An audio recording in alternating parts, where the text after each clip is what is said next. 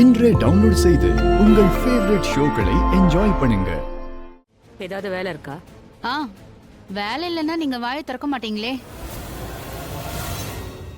உங்க முகத்தை பார்த்தாலே தெரியுதே, நான் இங்க வந்தது உங்களுக்கு குட் நாட்டா இருக்கு. எனக்கும் இங்க வர்றது குட் நாட் தான். ஆனா என்ன பண்றது, வர வேண்டியதாயிடுச்சு. பெர்மிஷன் இல்லாம அண்ட் இன்விடேஷன் இல்லாம இங்க யாரும் வரக்கூடாது, இது தெரியும்ல. நீங்க பெர்மிஷனும் வாங்கல, நாங்களும் உங்களுக்கு இன்விடேஷன் கொடுக்கல. சோ நீங்க எதுவும் கொடுக்கல, அதனால தான் நான் இங்க வந்தேன். Not understanding, I understand. டிவோர்ஸ நீங்க வாங்கிட்டீங்க, பட் கோர்ட் பொண்ணுக்கு கொடுக்குமே ஏதோ சொல்லுவாங்களே, ஆலிமோனி, அத நீங்க கொடுக்கவே இல்ல. ஓ, பணத்துக்காக வந்திருக்க? உரிமையை கேட்டு வந்திருக்கேன், பிச்சை கேட்டு வரல. லக்ஷ்மியோட உரிமையை கேட்டு வந்திருக்கேன். ஒரு நயா பைசா உனக்கு கிடைக்காது. லக்ஷ்மி தான் வேண்டான்னு சொல்லிட்டான்ல, அப்போ இங்க நிக்காத, மரியாதையா போயிடு. முதல்ல அவ மறுத்திருக்கலாம், ஆனா இப்ப அவளுக்கே அலிமோனி வேணும். நீங்க அதை கொடுத்துதான் ஆகணும். கொடுத்துதான் ஆகணுமா? என்ன நினைச்சுக்கிட்டு இருக்க நீ? நாங்க என்ன உனக்கு அடிமையா? நீ குடுன்னு சொன்னா கொடுக்கணும், வேண்டான்னு சொன்னா விட்டுடணும். ஒரு முறை முடிவாச்சுன்னா அவ்வளவுதான், நோ அலிமனி. சல்லி பைசா கிடைக்காது. அது என்னன்னா நீல மேடம், அப்படி நீங்க பாத்தீங்கன்னா கல்யாணம் நடந்துச்சு, அக்னியே வலம் வந்தாங்க, ப்ராமிஸ் எல்லாம் பண்ணாங்க. ஆனா நீங்க நல்லா ஏமாத்திட்டீங்கல்ல. என்ன முடிவெடுத்தமோ அதை மீறக்கூடிய உரிமை எங்களுக்கு இருக்கு. லக்ஷ்மிக்கு அவளோட உரிமையை கொடுத்துருங்க. அதுக்கப்புறம் நானும் நிரந்தரமா ஃபேஸ் அவுட் பண்ணிடுவேன். முதல்ல மரியாதை கொடுத்து பேச கத்துக்க, இல்லனா உன் நிலைமை ரொம்ப மோசமாயிடும். நீயே கண்ணடியில உன் முகத்தை பார்க்க முடியாம பண்ணிடு. இந்த வீட்டுக்கு வேலைக்காரியா வர தகுதி கூட உனக்கு இல்ல. வாய்க்கு வந்ததெல்லாம் பேசுறியே, உன்னோட தகுதி என்னன்னு தெரியுமா? தகுதியா? அதான் உங்களோட தகுதியை நான் பாத்துட்டேனே, ஞாபகம் இருக்கா? முட்டி போட்டுட்டு வந்துதானே லக்ஷ்மிய கட்டி கொடுங்கன்னு கேட்டீங்க. இன்னைக்கு அதே லக்ஷ்மியை இந்த வீட்டை விட்டு விரட்டிட்டு உட்கார்ந்துட்டு இருக்கீங்க. அவளோட உரிமையை கூட கொடுக்காம அடுத்தவங்களோட உரிமையை பறிச்சுட்டு இந்த மாதிரி மவுத் ரன்னிங் பண்ணாதீங்க. யூ உன்ன அடங்கடி. கைய தூக்குற வேலையெல்லாம் வேண்டாம். நான் அரைஞ்சனு வெய்ய, உன்னால தரையில நிக்க கூட முடியாது. பணக்காரியா இருந்தா நீ என்ன கடவுள்னு நினைச்சிட்டு இருக்கியா? கைய கீழே போடு, கைய கீழே போடுடி. சேத்துல கல்லெறிகிற பழக்கம் எங்களுக்கு கிடையாது. இதுக்கு மேல ஒரு வார்த்தை பேசாம இங்க இருந்து போயிடு, இல்லனா ஏன் இங்க வந்தோன்னு நீ வருத்தப்படுவ. just get out.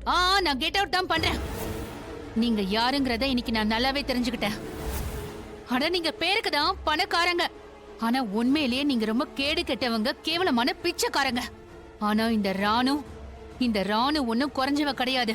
இப்ப பாருங்க, சாமதான தண்ட பேதோன்னு என்ன பண்ணணுமோ அதை நான் கண்டிப்பா பண்ணுவேன். நீங்க பணத்தை கொடுத்து தாண்டி ஆகணும். கிடைக்காது. அந்த தரித்திரம் புடிச்ச பொண்ணுக்கு கிடைக்காது, அவ மூலமா அவ ஃபேமிலிக்கு கிடைக்காது. ஒரு பைசா கூட நான் தர மாட்டேன். பாக்கலாம், வெளியே போ. பாத்தீங்களா நீ? இதனாலதான் தகுதியான இடத்துல கல்யாணம் பண்ணணுங்கிறது. இல்லன்னா இந்த மாதிரி சீப் தரங்கிட்டவங்க வந்து இந்த மாதிரி புத்திய காட்டுவாங்க. ஹலோ லக்ஷ்மி, நீ நல்லா இருக்கியம்மா? நான் நல்லா இருக்கேன் பாட்டி. நீங்க எப்படி இருக்கீங்க? நீங்க மருந்து போட்டீங்களா? இது மருந்து போடுற நேரம் தானே? மருந்து சாப்பிட்டுட்டேன், இப்பதான் தேவிகா கொடுத்தா.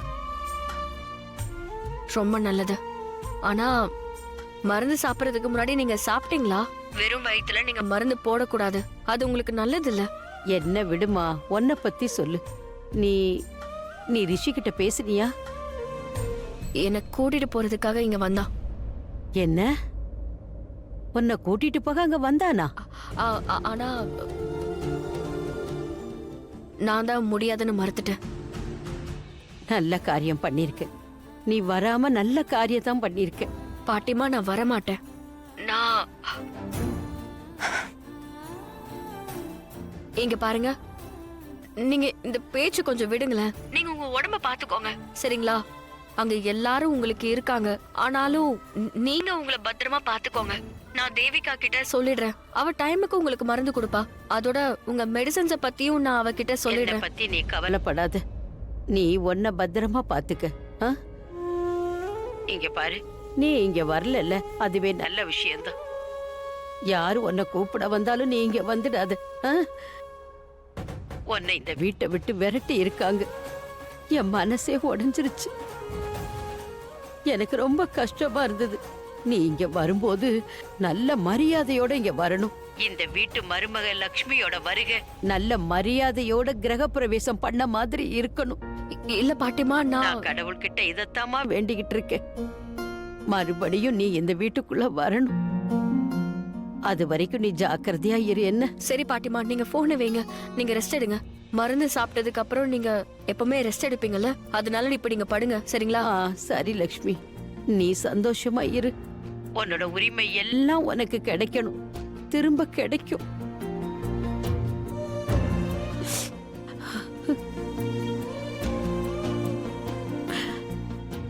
பாட்டி, அப்படின்னா அண்ணி இனிமே இங்க வரமாட்டாங்களா? என்ன நடக்கணும்னு இருக்கோ அதுதான் நடக்கும்மா. அதுவும் இல்லாம நம்பிக்கையில தானே இந்த உலகமே இருக்கு. நாமும் நம்பிக்கையோட இருப்போம்.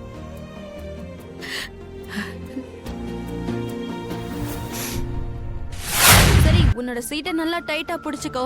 புடிச்சுக்கிறேன். அதிர்ச்சி ஆகாத. அதெல்லாம் ஆக மாட்டேன். விஷயத்தை சீக்கிரம் சொல்லு. ரிஷி லக்ஷ்மிக்கு டிவோர்ஸ் ஆயிடுச்சு. லக்ஷ்மி ரிஷியோட வீட்டை விட்டு போயிட்டா. இப்ப அவ தன்னோட சித்தி வீட்ல தான் தங்கி இருக்கா. டிவோர்ஸ் ஆயிடுச்சா?